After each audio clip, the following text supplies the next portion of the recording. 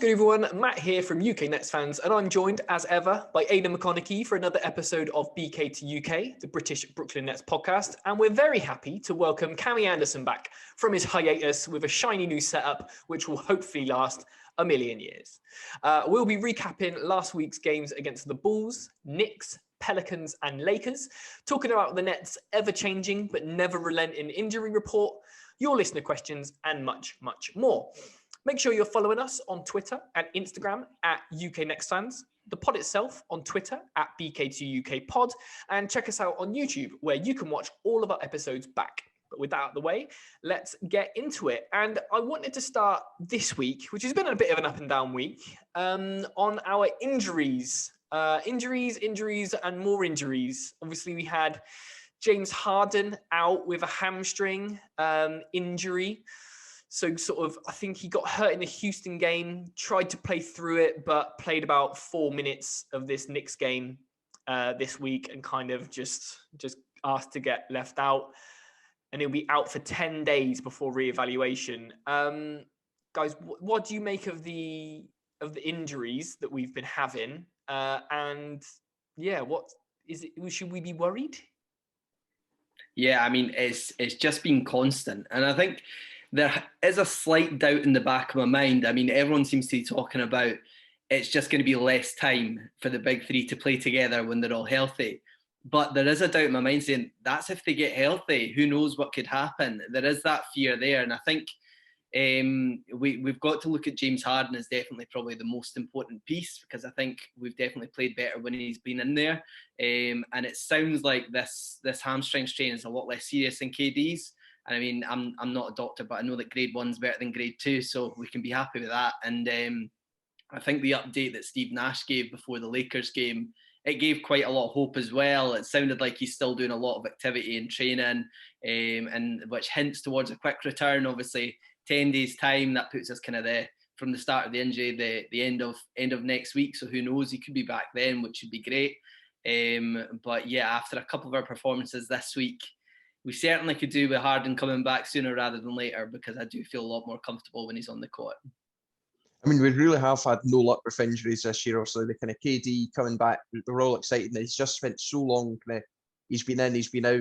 Obviously, all COVID protocols, and Harden going down was a huge blow. I think since he's come in, we've been a completely different team and looked unbeatable since he has come in. Of course, we've had a loss or two along the way, but we're just a completely different team with Harden in it. It was a real kind of worrying moment when he did get injured, and obviously it was great to see him kind of push through and try and play that next game, but it kind of became evident that he couldn't. And when you can only say fair play for trying, it shows the kind of attitude he's got, and that's the kind of attitude you want. But at the same time, I think we've kind of discussed it, at least in private anyway, saying that it might not actually be a bad thing that he's out. Yes, you always want your main players available, but when you consider how much he was playing with both Kyrie and KD missing time, Harden was playing tons and tons every single night, sometimes back-to-backs, and just to help this team win. And obviously, again, it goes back to that. It shows just how keen he is. And I mean, yeah, we rest just before the playoffs maybe isn't such a bad thing, but yeah, hopefully he's back as soon as possible, because he's certainly a player that we need. Yeah, he's I don't know if they did it on purpose, but them sort of saying he was out with a hamstring about 2 minutes before they were announcing that KD was going to be back was a sneaky way to announce it. But yeah, I think you're right. I think he's probably averaging the most minutes in the NBA at the moment, with KD out and Kyrie sort of resting games and stuff. And it's been a sort of a trademark of his career, where he's just been this robust and durable player. But with that comes this reputation of him sort of flaming out in the playoffs. So I think now he's got KD back and Kyrie in the same team as well, and all these other kind of additions around the edges, maybe it takes a team like the Nets to be able to tell him, look, mate, just get yourself right. You know, this is just the regular season. You're not in Houston anymore. You don't have to strap the whole team on your back every game. So hopefully it's going to be more sort of restorative rather than actual medical, and he can just, get a bit of rest and get back to full form.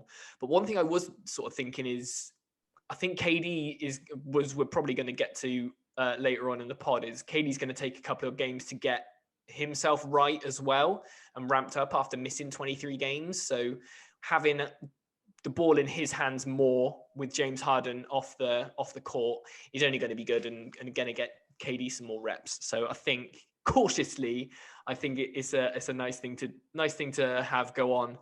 But it wasn't just Harden who's been down recently. Shamet re-injured his ankle this week, and Tyler Johnson's hurt his knee. They both missed some time. I think we've had something like 25 different starting fives across the season. Shamet was off the injury report for the game against the Lakers, the most recent game. As expected, he kind of, after missing 2 games during with that ankle sprain, he kind of came back.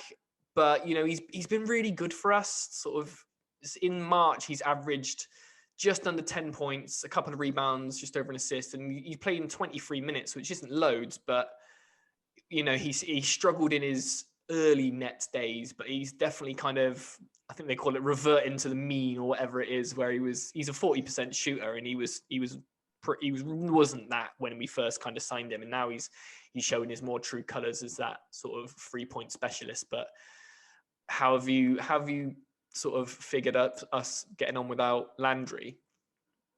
I mean, it's not the kind of worst player to lose out on, with all due respect to Landry. He has, as you say, kind of come on lately and been a much better player than those early days when I think we were all very disappointed and wondered why we traded for him. We were expecting him to come in and kind of hit the ground running, be really good with threes, and he just wasn't. Else, it took him some time, and that happens with some players. And yeah, I think he's certainly a player that we need back. Whether he's going to be in the playoff rotation, I'm not too sure. And I think I'm going to be speaking at that playoff rotation tons and tons starting this episode and kind of for the next few weeks, because I think we're really going to see some interesting play from these guys.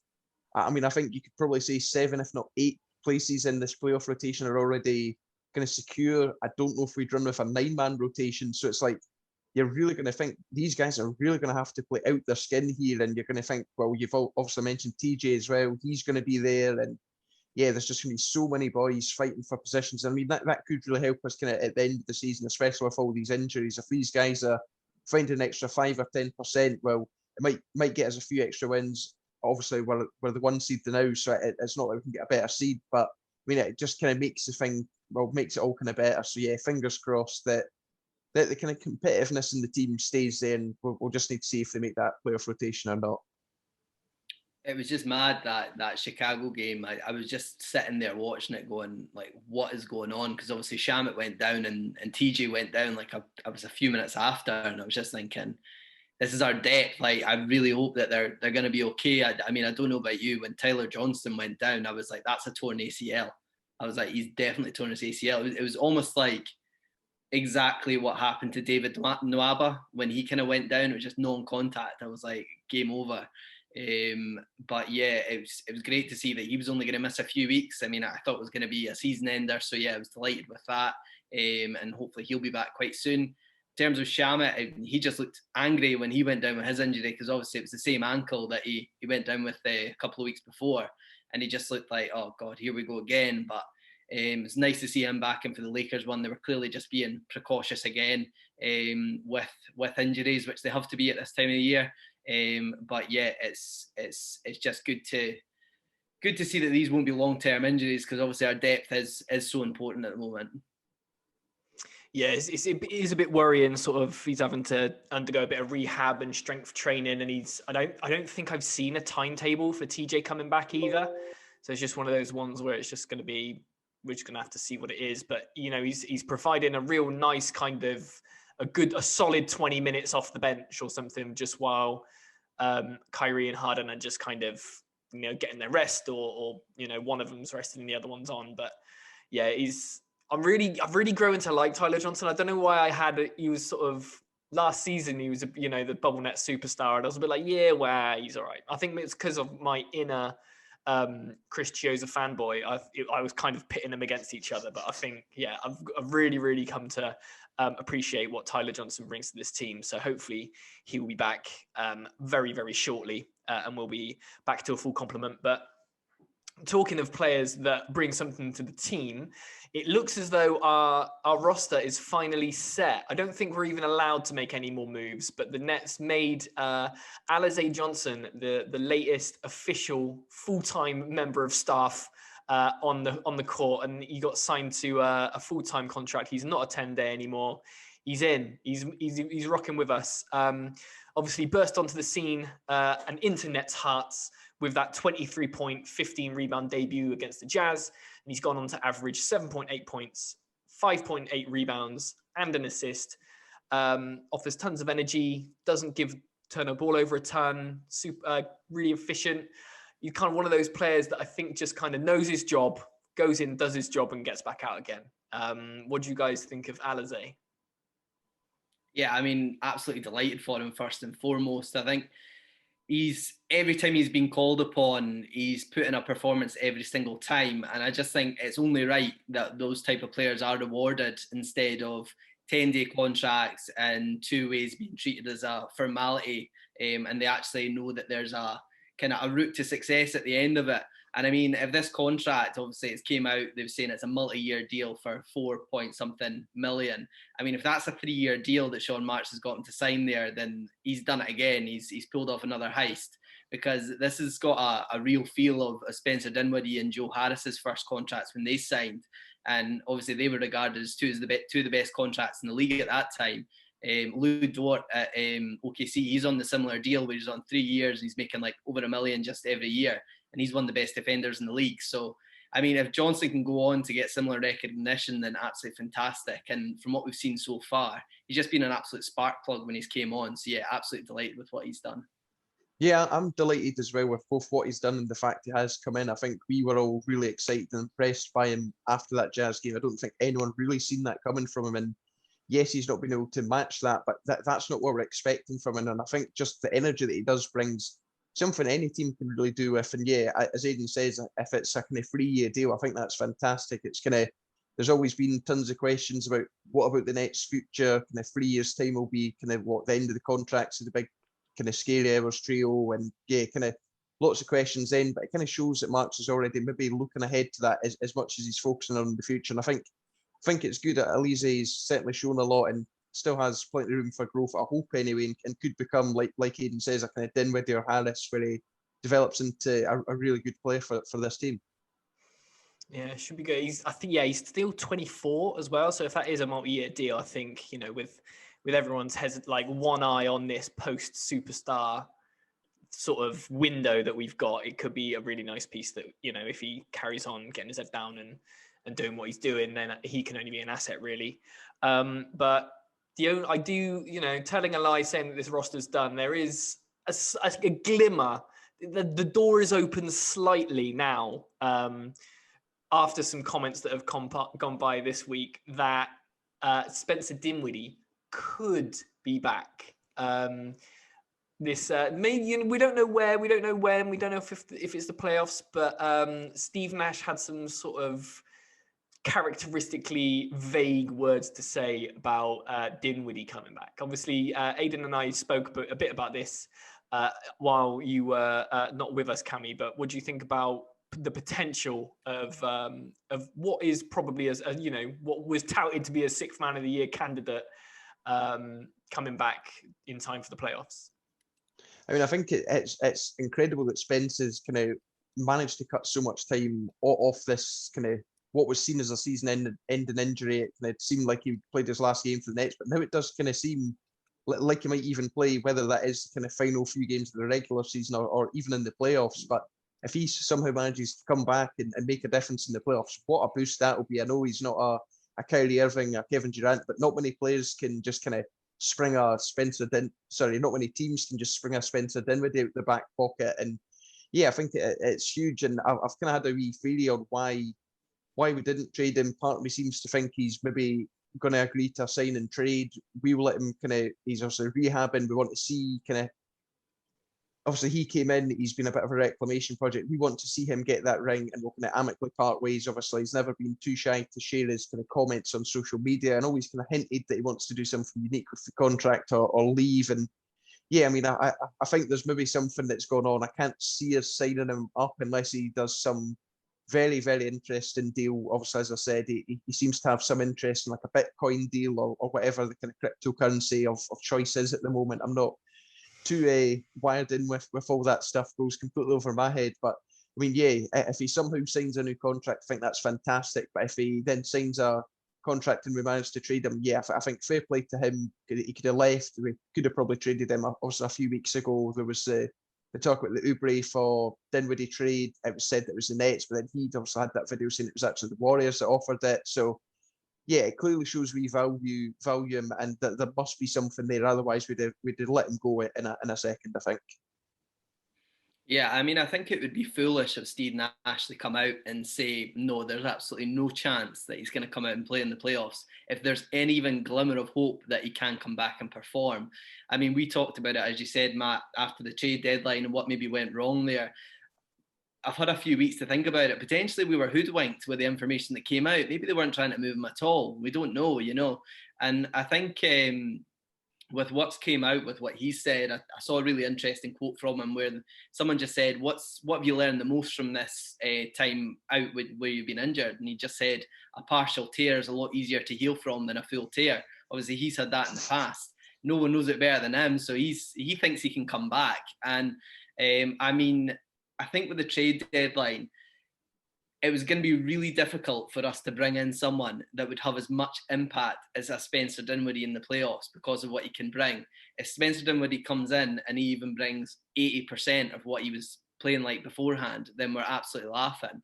Yeah, I just think that there is a chance. I'm not sure if there's a chance that he can re-sign in the summer. We'll wait and see what his plans are, because we've seen you've got to take everything Spencer says with a pinch of salt. I never really took that whole Bitcoin GoFunder that he was doing seriously at all. I think he was just bamming people up like his teammate Kevin Durant. But yeah, I think it's just one of those things. But yeah, I wouldn't rule him out if there's any chance he can come back. And the wrath of Twitter if Spencer Dinwiddie comes back and joins this Nets team will be absolutely beautiful. Can't wait. I mean, for what a storied career he's had of, getting picked up and getting waived and, going into the G League and then getting picked up again by the Nets and, ascending to what he's done. What an incredible sort of final chapter to be, the season where it was all going to happen and you got KD, you got Kyrie, and he goes down. What a final chapter it would be for him to come back. I was going to make a Lord of the Rings reference then, but I won't. But to come back, sort of, fuck it, no, I'm going to do it. To come back like Gandalf over the hill and just be like, yeah, and final in that kind of final battle glory, just come and win it would just be an excellent wrinkle to that story. But yeah, we shall see. It would be lovely to have Spencer Dinwiddie back, but who knows? I saw that, I think it was the Kings owner or something, said that he would now offer players contracts in Bitcoin. So maybe that's a big play for Spencer Dinwiddie's services. The Kings can take all the talent they can get. So maybe that's something. But one final thing that kind of caught our eye this week was a whacking great big mural that was happening over the road from the Barclays Centre. I'm sure you guys have seen it, but looks like it's from Adidas, and a certain bearded gentleman is going to be gracing the streets of Flatbush Avenue and Atlantic. So what did you guys make of that? Yeah, I mean, it was really cool. I know this is obviously Adidas who have put this up, and Harden's one of their biggest sports personalities. So it's purely a marketing thing that they're doing. But obviously Harden has become so popular since he's came to the Nets, and the Nets have kind of taken him in so well, which is initially obviously met with such a mixed response. So it's nice to see the kind of love that he's getting now, and he's made everyone change their minds if they didn't have a good response to him coming initially. But yeah, he was obviously happy with it. I saw him sharing it on his socials, and it is something that I really do hope that I can go and get a nice Instagram picture in front of at some point when I make my return to New York. I mean, if it's not there by the time we're allowed back to New York, I'd like to hope there is one, maybe a championship one there with the three of them. I think I'd rather that, but yeah, certainly really cool that Adidas are obviously doing this, as you say, for marketing reasons. It's a kind of no-brainer, huge personality, well-known face, and I think it's just really cool, and hopefully we'll soon have them up in Times Square as well, because yeah, now that we're kind of the New York's team almost, yeah, I think it's about time we start taking over Times Square as well. Why not? Nice. Yeah, I've just seen something tweeted by Malika Andrews about it, saying there's some text next to the mural that says, "Where some see a scoring title, I see the possibilities of elevating those around me." So, yeah, we all know how big on community is, especially in Houston. So, I think if he's going to bring the people of Brooklyn a lot of happiness on the court. Hopefully, he's going to bring a lot of happiness off the court as well to the community and stuff like that. It will be right up James Harden's sort of alley. But that's the news that we've seen this week. Time to get back into the games. We went 500 on the week, 4 games. We're recording on Sunday night, so we're about 24 hours removed from the LA game, the Lakers game, which we will get onto. But first and foremost, back to Sunday night last week, where the Nets were rocked by a 115-107 loss to the Chicago Bulls. Aidan, I think you're kicking us off on this one. Yeah, I mean, this was one of the strangest games of the season. And obviously, I mentioned earlier on about TJ and Shamet going down within a few minutes in this one. But it felt like a pre-season game at times with the experimental lineups that Nash was throwing out. He obviously had to readjust his rotations as the game went on when he lost Tyler and Shamet. But yeah, it felt like from the start, to be honest, that we just weren't clicking. And I mean, the Nets decided to go small ball for a lot of this game, which wasn't the greatest idea, considering that Nikola Vucevic was feasting on the Nets for the last few years, and he feasted again with 22 and 13, and he was licking his lips with a lot of his matchups in this one. But yeah, I mean, I just felt it was strange that the way they went about it. I mean, the starting lineup, the Nets went with Irvin, Harris, Brown, Griffin, and Aldridge. Obviously, another different starting lineup, which I felt like they didn't need to do. And despite obviously the 2 big men leading the scoring in the first and this one, it felt like a throwback to the 1970s where it was just so slow and they were kind of posting up and doing sky hooks every 2 minutes. And yeah, we probably should have been wearing the classic jerseys on Monday night. But yeah, I mean, Nash, fair play to him. He came out at the end of the game and he said it didn't work, which is nice to see, because I do respect him coming out and saying that, especially the amount of stubborn coaches that there are in the league. I mean, we had one for the last few years. So, but yeah, I mean, it's just got me scratching my head that the rotations that he put out in this one, and obviously we went on to lose the game, but yeah, I don't think it's the time to be experimenting. I think you just go with what works. We obviously brought Blake in to be a centre off the bench. I don't know why they started him, because he's been doing so well when he's been playing with Claxton, but yeah, I think this is a write-off overall, and we probably deserve to lose this one. Yeah, I mean, I think this game was frustrating to an extent, but not so frustrating because, as you say, we never really got going. But one positive that we certainly could take from this game was Kyrie Irving and just his facilitating on the night. And I mean, Kyrie is a fantastic player, but we've not quite, well, it was a season high for him, so we've not seen him kind of have this level of facilitation, 15 assists, and on top of that, 24 points. And yeah, that's some effort from him. And it's just a shame we lost this one, because he was absolutely excellent on his own. Quite simply, he's been nothing short of exceptional since his kind of return to action after a few weeks out, a few games out. And yeah, it's annoying that you think if we had the kind of full trio there, I think we'd have coasted this one. I've seen so many comments kind of just in recent games where games have been a bit closer, and people are pointing out, if we had Harden, if we had KD there, it's like that's 20, 25 points difference, and we'd blow teams out silly. And yeah, there was a lot wrong with this one, but certainly Kyrie made it seem not so bad anyway. Yeah, it's one of them. I think you win or you learn in the NBA, and I think, like you said, it was sort of with Steve Nash going, didn't like that, is just nice to see, because I don't think any Nets fans did either.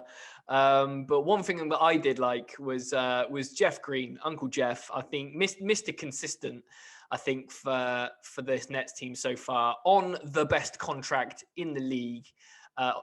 Getting paid probably less than TLC on this team, and the production that man gives is absolutely incredible. Finished the game with 21 points, 2 assists, and a rebound across 25 minutes. He was really efficient, 7 of 12 from the field, 4 of 6 from 3, 3 or 4 from the free throw line. And it's funny as well, because with Blake and LaMarcus coming in, Jeff's Jeff Green's kind of position has been a little bit, you don't really know what he is anymore, or where he kind of slots into the depth chart, or what kind of rotation you use him in. And even though these guys now started ahead of him in this game, and almost sort of nicked some minutes off him, it's kind of still nice that he came in and outplayed him. And obviously Aldridge and Blake are still getting used to the system, so it might be something to do with that. But Green, he sort of did a bit of everything in this game. I think he was catching and shooting. He was enjoying some dribble handoff moves with Kyrie. He was sort of driving and running, taking Larry, marking him to the hoop, and making him pay.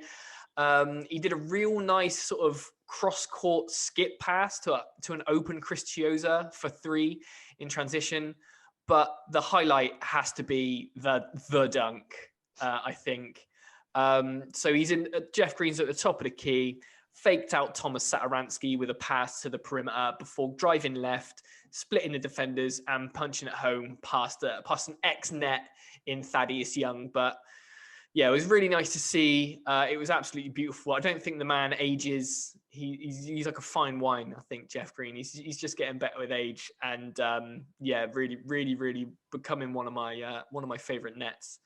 But then after the heart crushing L that we had, it was a back-to-back. So the following night, we went back to New York to take on those noisy neighbors.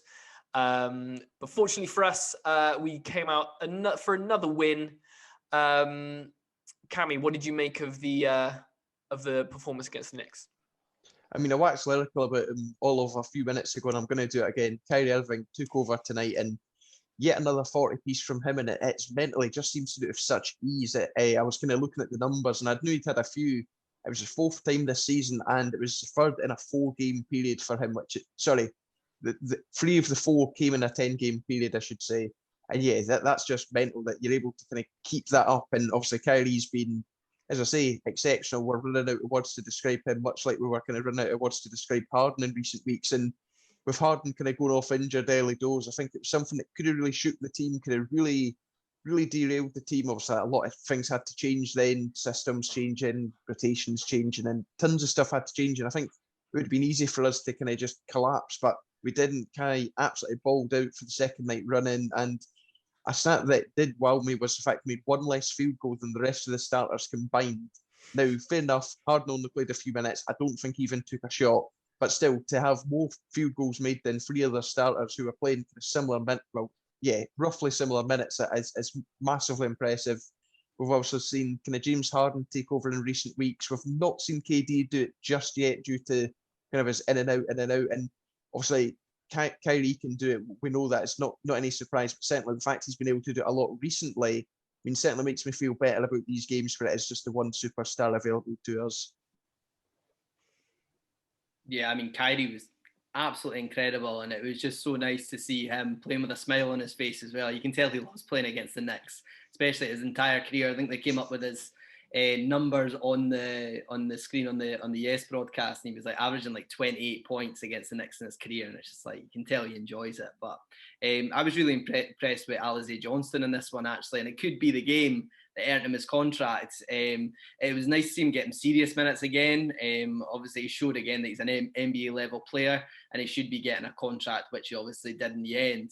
But I just felt in the Bulls game and in the first half of this one, we lacked a lot of energy, and he was that spark plug, as I mentioned. That's his kind of role since he's came in, and he just came in and he was brilliant. He was grabbing toughly contested rebounds, making tough shots down the other end, and just really good confidence from, as you mentioned, quite a young guy and a guy that's quite new to the league. So yeah, it was great to see him playing. But yeah, I mean, it just felt so good to win this one, and I know that obviously we're miles ahead of them in almost all categories. But yeah, they've needed knocked down a peg or two within the last couple of weeks, I'd say, with the confidence that they've gained being in the position. But yeah, they have obviously kind of started winning a few games, and they've thought that they're world beaters. So it's nice to give them a reminder. But I do want to mention that I've seen lots of Knicks fans coming out saying that they want a Nets next playoff matchup. Well, first of all, they actually need to get there first, and second of all, bring it on, because we're going to sweep them again like we've done this season. Shots fired from Aidan. I love that. No, it definitely, it does feel like a proper rivalry. I think it always has, but I think in terms of like just the words exchanged on Twitter and stuff like that, and really wanting to beat each other, I think it feels more like a real rivalry than it has done for a while. And in all honesty, I think it's because both teams have been the best version of themselves that they've been in a while. So they both think like they're in the best position to beat the other team than they have been in years. I've said it before and I'll say it again. Having two good teams in New York at the same time is just going to be really, really good. And I'm with you, Aidan. I think I would love to see them and sweep them out at the first round of the playoffs. It would be absolutely fantastic.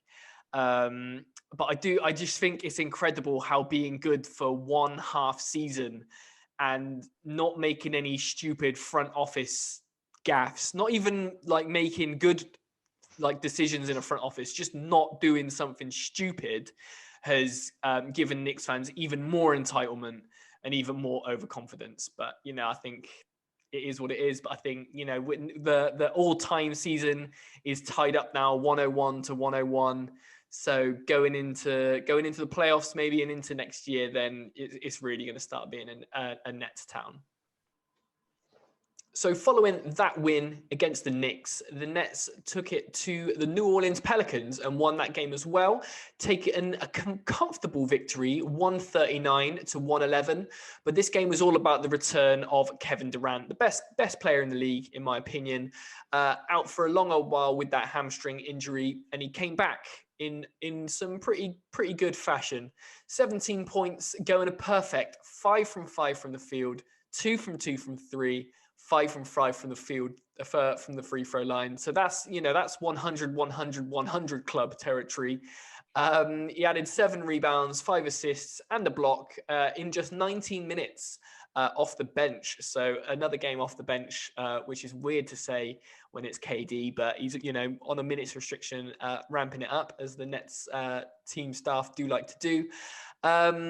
It's been almost 2 months, but I don't think he showed any signs of rust. Knocking all his shots down was a beautiful thing to see.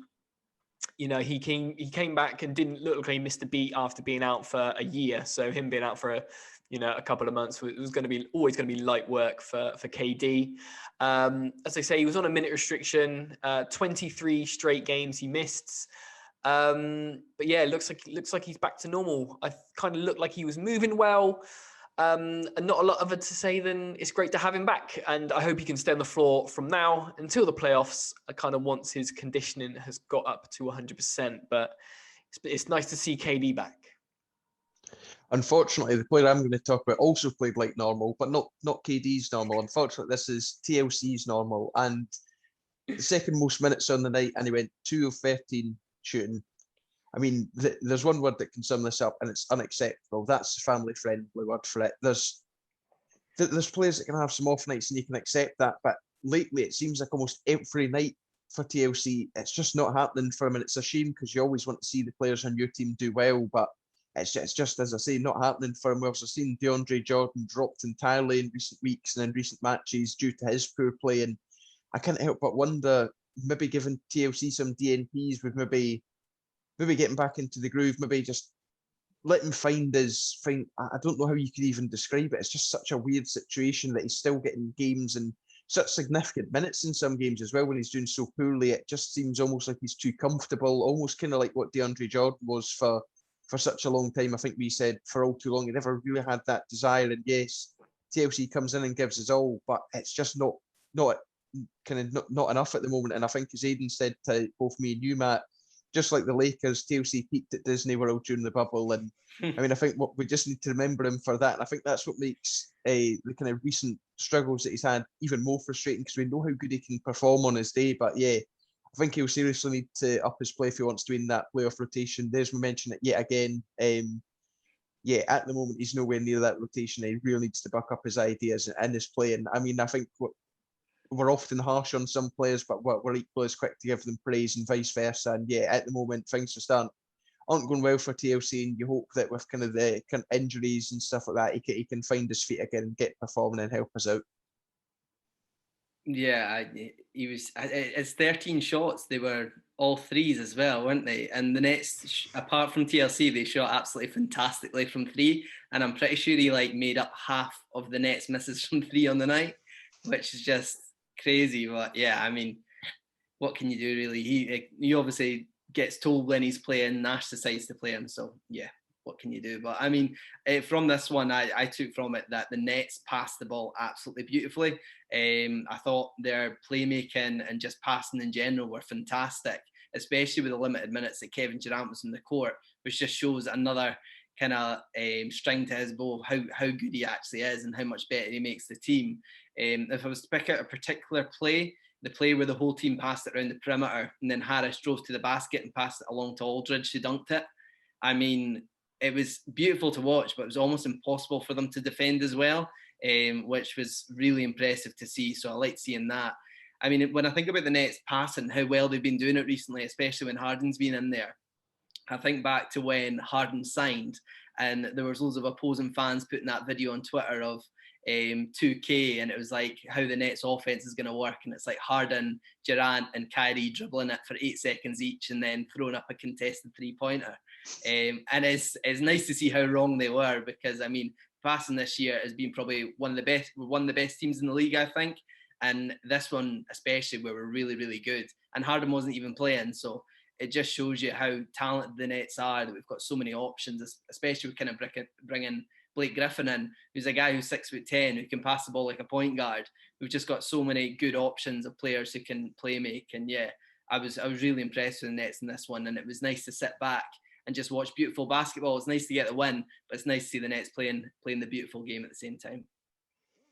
Yeah, absolutely. It's really nice to see it fizzing around, and I think you touched on Blake as well. He's had some, especially passing out the post, like he can drive and dish, like you say, like a guard. It's crazy. So maybe whatever Harden's secret stuff is catching for the rest of the team. But yeah, like you say, it's really, really nice to see. But you know, a couple of nice wins. We started the week off. We started the week off with a loss, and unfortunately, maybe it's something about playing on the weekend, but it was another game a highly anticipated game that was probably one to forget for Nets fans, as on Saturday night, we got absolutely blown out by the Lakers, 126-101, in what was supposed to be an NBA Finals preview. We just got our asses absolutely handed to us. What did you make of the LeBron-less, AD-less, Kyle Kuzma-less Lakers humbling the Nets? I mean, this was, yeah, as you say, a real game to forget. We just never seemed to get going with a really slow start and just never recovered from it. And I think to lose to such a threadbare Lakers team, you'd mentioned some of the folk who were out there, but it just seemed like as the game was getting closer and closer, starting more names just kept dropping out, and it was just like it was getting to the stage, I think if one or two more were out, they'd been picking folk out the stands just to come and play, because they were just losing tons and tons of players. And I think I was really expecting us to blow them out in this one with 2/3 of scary hours available. I thought, yeah, this is going to be easy, especially against the LeBron and AD-less Lakers. But I mean, yeah, they really didn't have anyone aside from Andre Drummond. Dennis Schroeder obviously turned into, I don't know, the kind of a Kyrie Irving demigod kind of figure. Just he done really well up until his ejection, and yeah, it's just I don't know how this can happen. It's just one of those kind not frustrating in the same manner as the Chicago defeat, but having beaten them previously when they were better, to then lose to kind of the role players, it is really kind of frustrating and a wee bit kind of worrying, just especially to say kind of potential finals matchup and their role players are beating our kind of main team. And yes, we'll probably not be going full pelt in the regular season, but even still, the fact that these Lakers guys, who, much like many of our players, will be fighting to try and get into the playoff rotation, the fact that they've managed to outclass us and do it with pretty easily, actually, is a bit concerning. But I mean, overall, I'm not too concerned. Sorry, I'd have liked to have seen us sweep the kind of whole series, but yeah, it happens. We've lost. We need to just move on and get ready for the next week and just get back to form as soon as.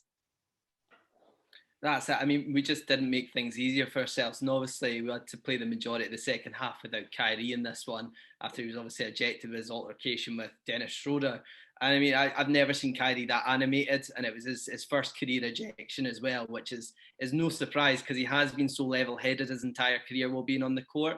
It's not been confirmed what Schroeder said to Kyrie, but it clearly upset him, and we know that obviously Kyrie wouldn't kick off for anything.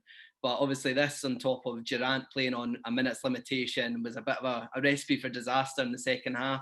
And if this didn't happen, there's potentially a good chance that the Nets would have went on to take this one, which is, it's just one of those things. I mean, sometimes it just doesn't line up for you. But I mean, it was a bit disappointing, obviously, with the Sixers and Bucks losing the night before, which could have gave us quite a good opportunity to go and create a bit more room at the top with the 1 seed. But obviously, yeah, we lost this one, and that's us now back in second. So hopefully there'll be other opportunities for us to get back up there, because I really do want to see us finish in the 1 seed. And I think games like this, you kind of need to take them when you do get that opportunity against the Lakers. But yeah, it just wasn't to be. Yeah, it's just one of those. I think when we signed LaMarcus, I don't want to single one person out at all, because it was a really bad game for the whole team. But seeing LaMarcus Aldridge just get bullied inside was pretty noticeable. It was probably his worst performance as a net. But yeah, especially because it was the 2 buyout candidates, wasn't it? It was, where's Aldridge going to go and where's Cousins going to go? Not Cousins, sorry. Where's Drummond going to go? But yeah, to see Andre Drummond absolutely get the best of LaMarcus Aldridge was a bit of a kick in the pants. But something else that was pretty horrible was the Nets 3-point shooting, and as probably one of the better 3-point shooting teams in the league. It was horrible to see our performance from deep.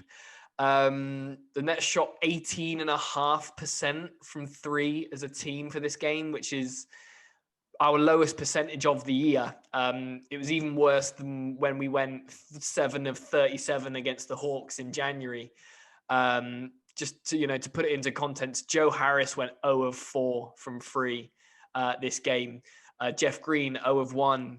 KD 1 for 4, Kyrie 2 for 5, Shamet 1 for 4, Chioza none from 3, TLC 1 from 4, Reggie Perry and Alize Johnson both went 0 for 1.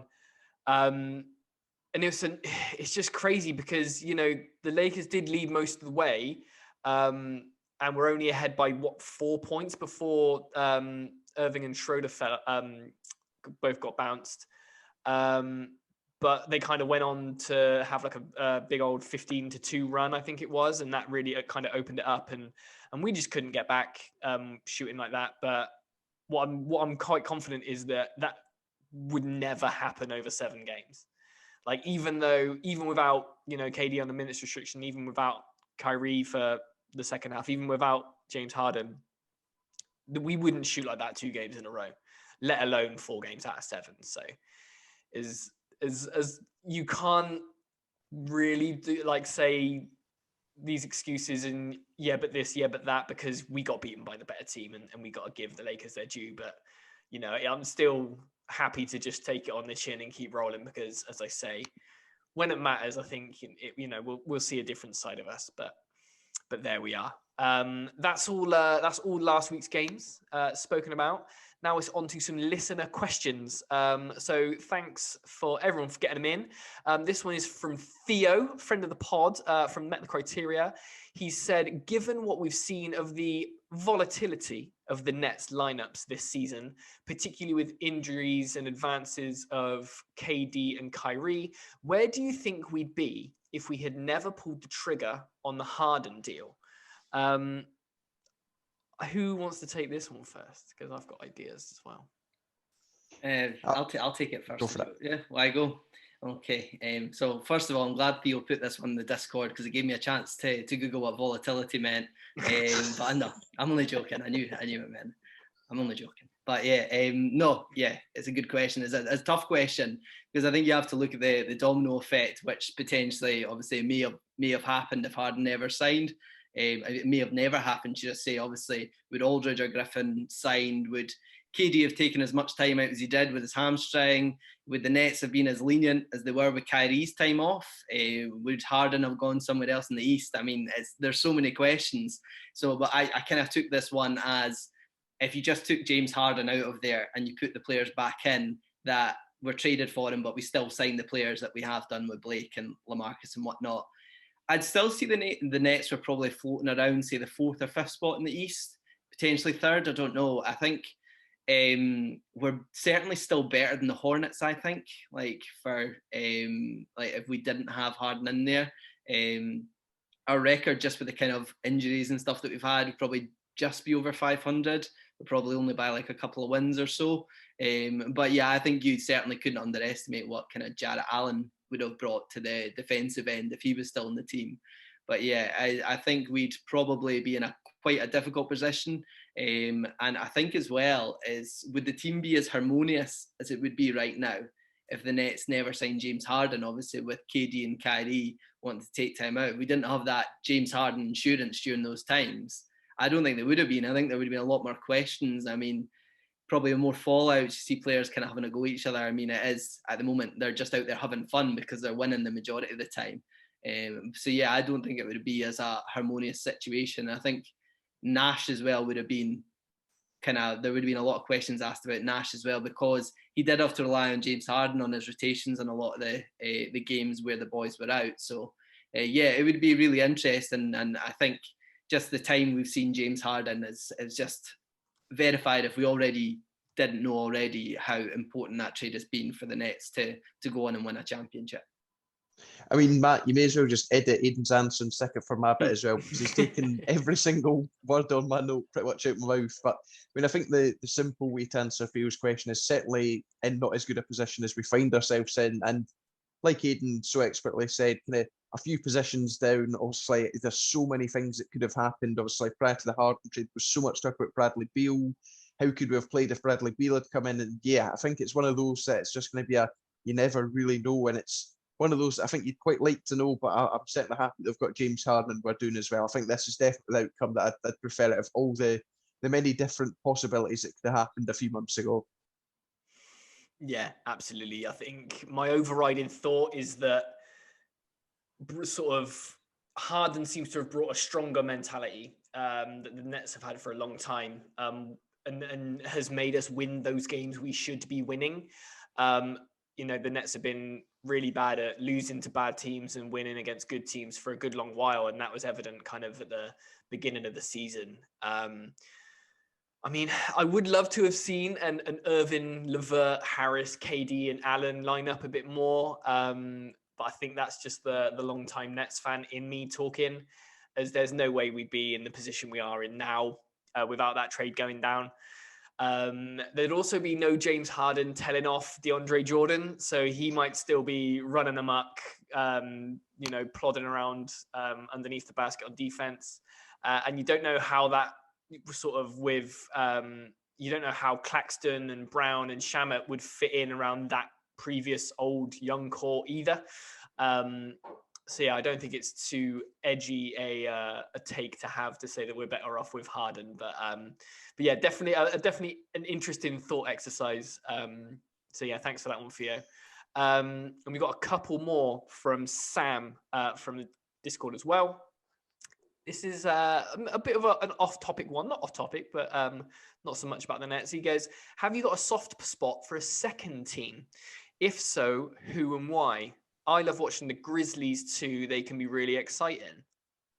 How about you guys? I mean, I wouldn't say I have a soft spot for another team, but certainly soft spots for many other players around the league. None more so than DAngelo Russell, a player who I bring up as often as I possibly can on this podcast. So obviously, when he's available for the Timberwolves, obviously kind of just back after an injury, so I always kind of try and keep an eye on him and see how he's doing. Obviously, the guy that got me back into basketball, so always got that kind of attachment there. But then there's obviously so many young talents in the league at the moment, and you can't not be kind of excited by like Ja Morant, Zion, LaMelo Ball. And I think if I was taking a whittle it down, they'd certainly be the players that say have real soft spots for. And it's just you watch them and you're just instantly impressed, and you can't take your eyes away from the screen. Obviously, we've got Kyrie Irving who dazzles us on a nightly basis, but when he's not available and when we're not playing, these guys certainly kind of make up that kind of void in my heart for that day. And yeah, if you're not already watching these guys, you're watching basketball all wrong, because these guys, maybe not so much Devo, is a little bit older than the other three, but these guys are the future, and just electric play, and just the dunks, and just everything's fantastic, and just, yeah, joy to watch.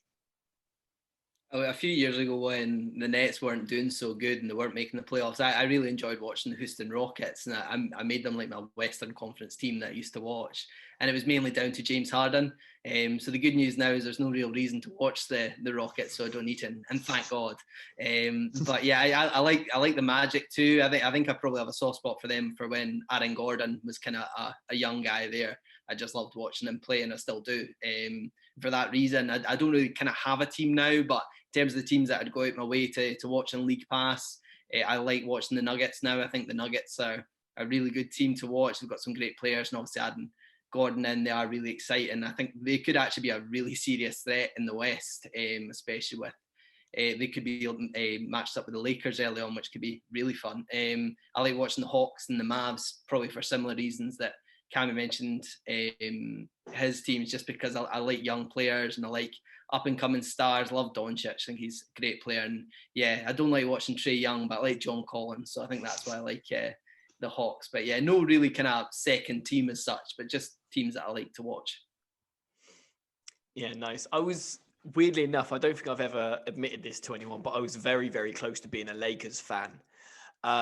Growing up, getting into basketball, I had a game on the Nintendo 64 called Kobe Bryant's NBA Courtside, which I played to absolute death. So I actually got a Lakers jersey for a birthday or Christmas or something. So that's the closest I was been to having a second team.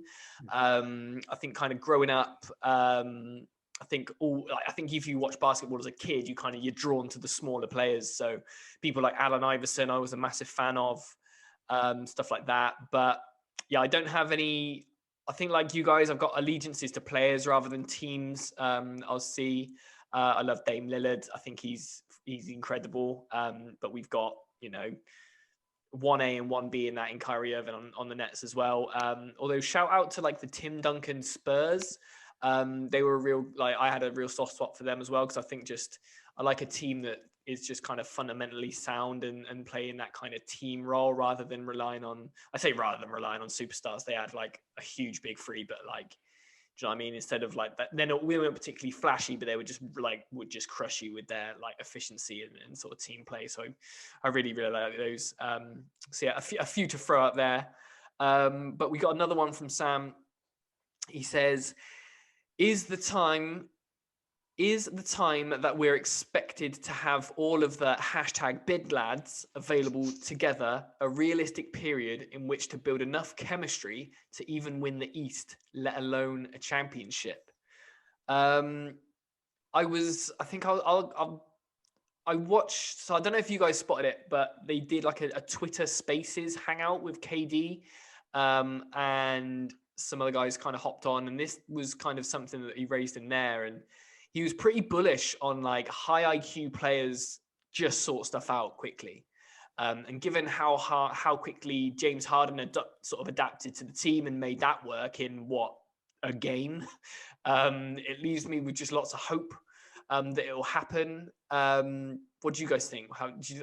We've said before, like, we don't want to be last year's Clippers, but how do you think? Are you nervous yet? Yeah, I think you might have mentioned that in like the last 3 podcats, man. Last year's Clippers. You've got something against it.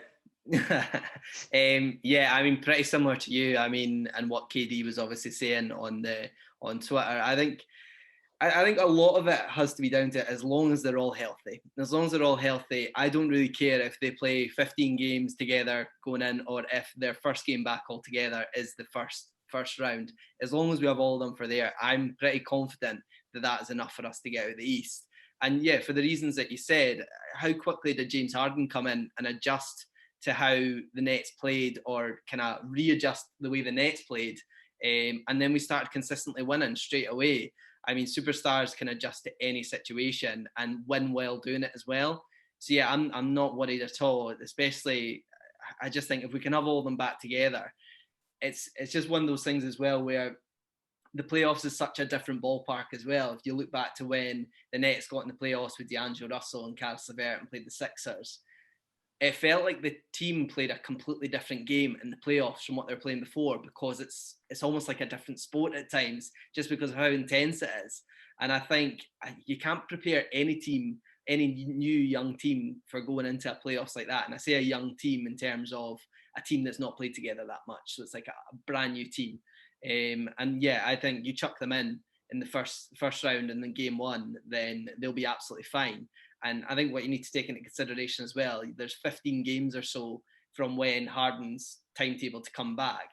There's potentially going to be 8 games or potentially more games in the first 2 rounds of the playoffs as well. So say we play the Knicks and say we play, I don't know, the Celtics or something in the first 2 rounds. That's eight games or potentially more, which we should be expecting to win for them to play as well. And so there's plenty of games for them to figure it out. And I really am not concerned at all. I mean, I'm all eyes on making the finals at the moment, and that's where there could be some difficulty. But yeah, I'm pretty confident that we can win the East. Prior to the Harden trade happening, I think we all did kind of discuss the concerns regarding potential chemistry issues. And yes, we've not seen the Scary Hours trio play all that much. We've not even seen them play as many as 10 games together yet. But we've obviously seen them kind of play games here and there with one another, obviously take over the team all on their own, KD aside. And yeah, I think, as Aidan said, superstar players should be able to slot in and really should be able to play wherever and play in whatever system as well. I don't think it's all that big an issue. They are players who are well experienced, especially KD and Kyrie, having both won rings in the past.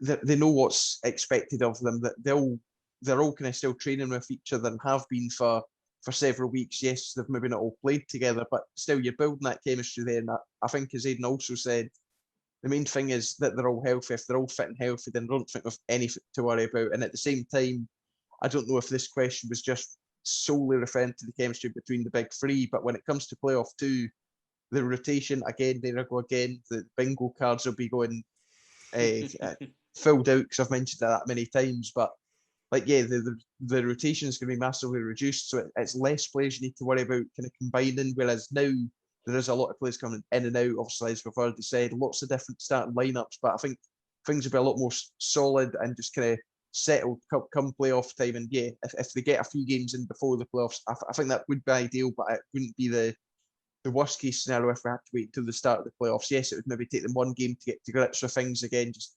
that's only natural. But yeah, not too worried. I think we're definitely going to win the East. Then obviously just got to see if we can go all the way after that. Nice. Yeah, it's a good problem to have, slotting all these players back. But I've got the way I can't properly put it into words how KD was saying it. It's like, mate, it's like it'll be fine. So if it's as easy as KD makes it sound, then we're going to be on to a good one. But yeah, thank you for your listener questions. Really, really appreciate those. But all that is left to be done now is to look ahead to next week. Starting off on Monday against the Timberwolves. Then we go on to Wednesday, where we play the Sixers. Friday against the Hornets, and then capping off on Sunday against the Heat. So a sort of, it's one of those. It's tricky to call these games. But how do you think we'll do next week? I think this week is it's an interesting one. Obviously, we've played all these teams previously, had kind of a mixed bag of results, and kind of starting with the Timberwolves. I think last time out against them was far too tight. Yes, we got the win, but you'd like to think that we can more comfortably beat one of the kind of worst teams in the league. Obviously, a game that I'll be paying very close attention to. D'Lo's back playing, so yeah, that would be really nice. And it's a pity that he obviously couldn't kind of get that welcome back at the Barclays. Again, just yeah, I think that would be nice for my sake anyway. The Sixers one promises to be another fantastic game. I think we say it all the time, potential Eastern Conference final match preview. And yeah, I think we knew that was a possibility anyway, but now we're deeper into the season. I think it'll be a much better game than kind of the previous meetings, and gives us a better gauge on where both teams are at. Obviously, as we've already said, the playoffs are a completely different animal, but I think games early on in the season compared to later on in the season, that there's a vast difference even between them. As for the Hornets, beat us in our only other previous meeting right at the start of the season, but I think we should be beating them easily, especially without LaMelo Ball available to them. So yeah, I'll say 3-0 for this week for us. Yeah, I totally agree. I'm saying 3-0 as well. And it's not just a prediction, but I want it to be a request for the Nets to go 3-0. I just want to see them bounce back from what I would probably class now as a bad week. And you'd probably agree with me in that. 2-2, I mean, previously would say that that's all right, but at the standard that we're at now, that's not good enough, and especially the way we lost the 2 games. So you do want to see them come back and bounce back from these type of weeks and show what they can do. And I mean, I think they're going to be tough. I don't think they're going to be easy games, all 3 of them actually. I mean, the Sixers is obviously the one where it draws your eyes to it, especially without James Harden. But I think we should be getting it done. I think even without James Harden, we should be going out there, and we've never been a good matchup for the Sixers. They don't like playing against us, and you can tell that because they're always so happy and motivated when they win. I will see Ben Simmons and Embiid definitely putting a harder effort against the Nets, and I think they don't like playing against us. And I think if we can get Kyrie and KD and our shooters just shooting again, I mean, it's just a case of we need them to start making their shots, and it will happen, as you said, Matt. Where it's never going to happen for more than a game or 2 in a row at most. But yeah, in terms of the Timberwolves and Hornets games, I'd like to see 2 really convincing wins. I don't want this going to the 4th quarter within a couple of points. We don't need it right now. We need to start winning these games in a consistent fashion. And I think lots of passing that we've seen recently, and yeah, just shooters making their shots, and we won't have any issues. But yeah, that Sixers one will be really interesting. But we should be winning it, I think, even without James Harden. Yeah, I think I'm gonna go with you guys. I'd love, especially considering what we've just come from with that Lakers game. I'd love to see a statement win against the plucky but lowly Timberwolves. I'd love for us to play up against the Sixers. Obviously, we play the Timberwolves on a Monday, then we've got a day off, and then we play the Sixers on Wednesday. So we'll be somewhat rested to hopefully make a game of that. Hornets, that's another game to win as well. So I'm gonna go 3-0 as well. Would love to see it. Fingers crossed it happens. But yeah, it'd be really good. Again, yeah, that Sixers one is the one I'm most looking forward to. But we shall see. It's been another week. Great to have you back, Cammy, finally, mate. Thanks to you both for joining us. And yeah, we'll speak to you guys next week.